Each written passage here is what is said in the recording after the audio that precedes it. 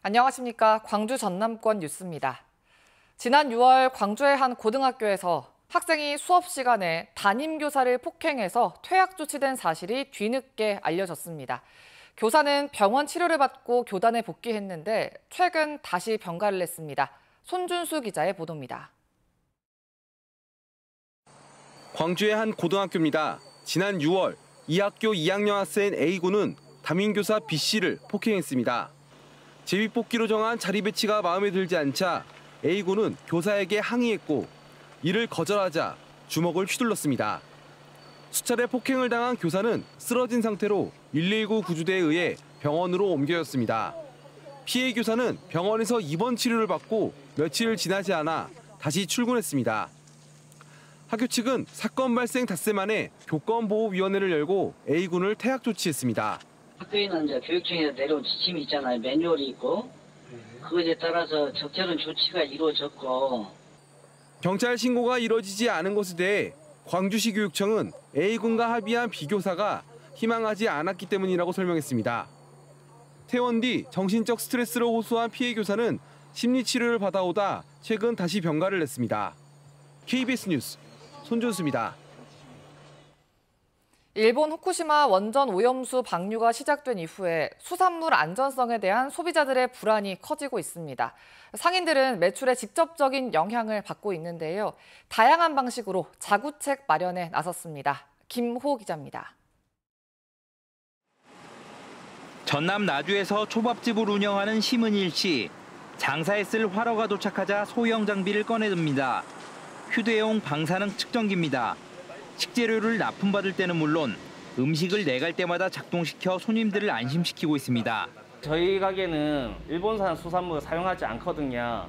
하지만 요즘 이슈 때문에 손님들 중에서 일부가 불안해 하시더라고요. 그래서 그 불안함을 좀 잠재우고자. 호남 지역 최대 규모의 전통시장인 광주 양동시장. 진짜 먹어도 되는 거 여쭤봐요. 그렇게 많으세요? 아니. 손님과 상인의 대화에 수산물 안전성에 대한 걱정이 묻어납니다.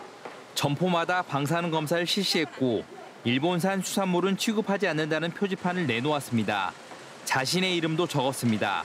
이제 상호하고 저희 판매자 성함을 내걸고 장사를 하면 소비자들이 더 믿음을 갖고 시장에 나오셔서 수산물을 구매하지 않을까.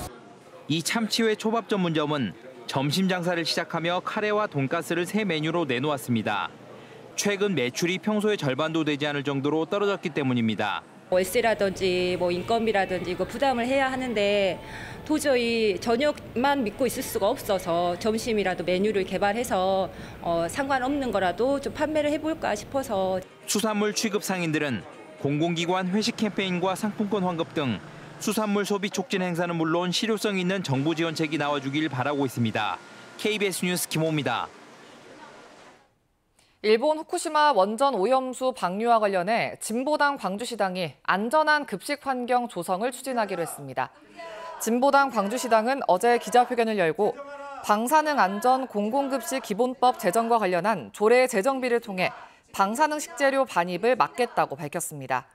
시당은 현재 서울과 경남 등 기초단체 18곳에서 시행되는 방사능 안전 급식 조례가 광주에는 없다면서 법 제정과 조례 개정을 통해 일본산 수산물 수입 전면 금지를 위해 전력을 다하겠다고 밝혔습니다.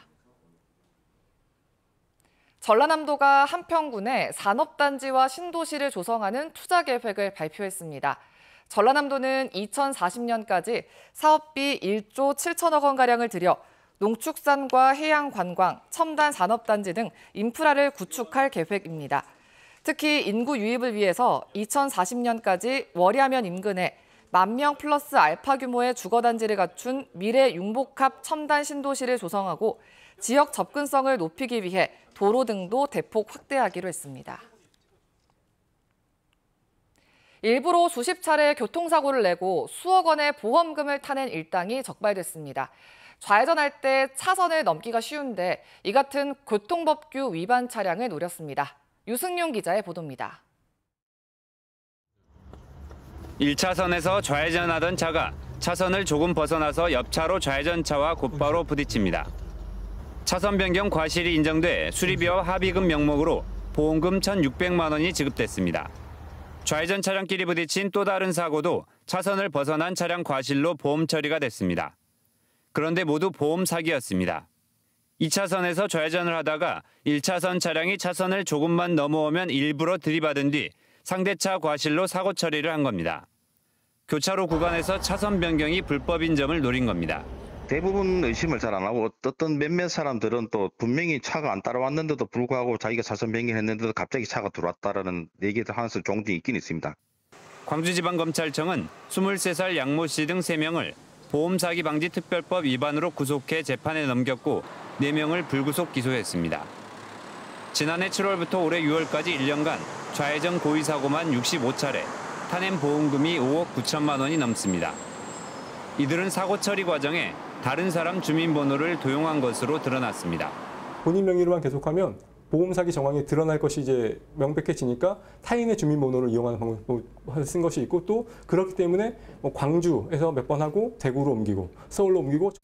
전남경찰청도 좌회전 시 일부러 사고를 내는 수법 등으로 6억 원가량 보험금을 타낸 일당 4명을 지난 3일 구속했습니다. 2020년 11월부터 올해 1월까지 2년여 동안 광주와 전남, 전북, 충북 등에서 교통법규 위반 차량을 노린 고의 사고만 46차례 확인됐습니다. 경찰은 교차로 차선 변경은 법규 위반이어서 주의해야 한다며 고의 사고가 의심될 경우 신고를 당부했습니다. KBS 뉴스 유승용입니다. 아파트 건설이 추진되는 광주 송암공원에서 보상 문제를 놓고 시행사와 정미공장이 이른바 굴착기 테러 사건 등으로 갈등을 빚고 있는 가운데 이번에는 공장에 차량이 드나들지 못하도록 시행사가 가림막을 쳤다는 주장이 제기됐습니다. 정미공장 측은 지난 3일 가림막이 설치돼 나락을 실은 대형 화물차가 드나들지 못하게 됐다며 이는 업무 방해에 해당한다고 주장했습니다. 이에 대해 시행사 측은 광주 남구에 정상적으로 설치 신고를 하고 진행한 거라며 이미 토지의 소유권을 확보한 만큼 문제가 없다고 맞섰습니다. 광주 기독병원 청소 노동자들이 파업 55일차를 맞아 병원 측에 파업 사태를 해결하라고 촉구했습니다. 민주노총 소속 전국 보건의료산업노동조합 광주전남지역본부는 어제 기자회견을 열고 청소 수탁업체가 일방적으로 인력을 감축하고 노동시간을 단축해서 노동 강도가 늘었다며 병원이 수탁업체와의 계약을 해지하라고 촉구했습니다. 민간공원 특례 사업 이후 크게 늘어난 광주 도시공원을 활용할 방안이 필요하다는 지적이 나왔습니다. 조동범 전남대 명예교수는 어제 열린 시의회 정책토론회에서 시민들이 주도해 도시공원에서 다양한 활동을 할 수 있는 사회적 자본을 키워야 한다고 주장했습니다.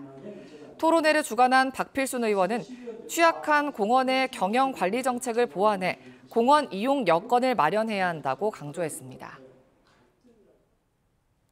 광주 시립오페라단의 5.18 기념 오페라 박하사탕이 어제에 이어 오늘 광주 예술의 전당 잔디광장 특설무대에서 공연됩니다.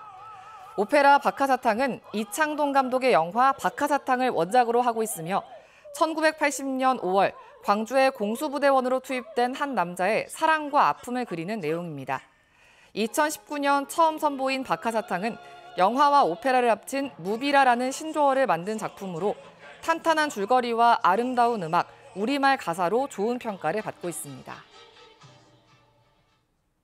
순천시가 애니메이션 산업의 거점 기지로 변신하기 위해서 문화 콘텐츠 산업 기회발전 특구 지정을 추진합니다.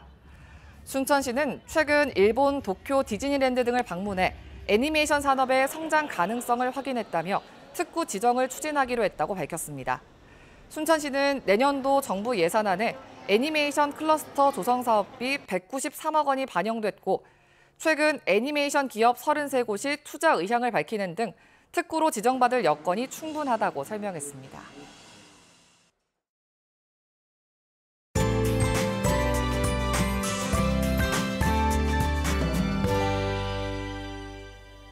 오늘 아침 출근길 하늘은 대체로 맑은데요. 남해안을 중심으로 안개가 짙습니다.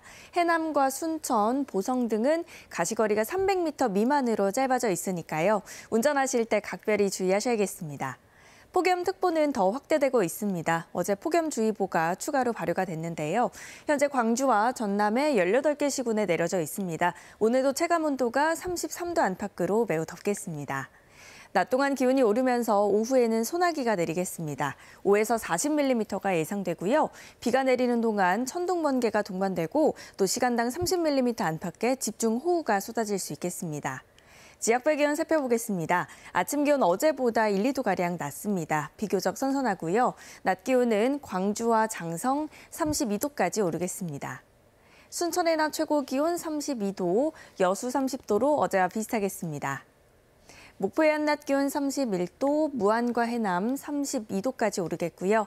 신안을 비롯한 도서 지역은 28도에서 31도가 예상됩니다. 오늘 물결은 먼 바다에서 최고 2.5m에서 3m로 높게 일겠습니다.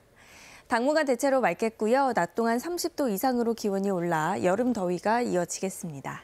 날씨였습니다. 9월 6일 뉴스광장 마칩니다. 시청해주신 여러분 고맙습니다.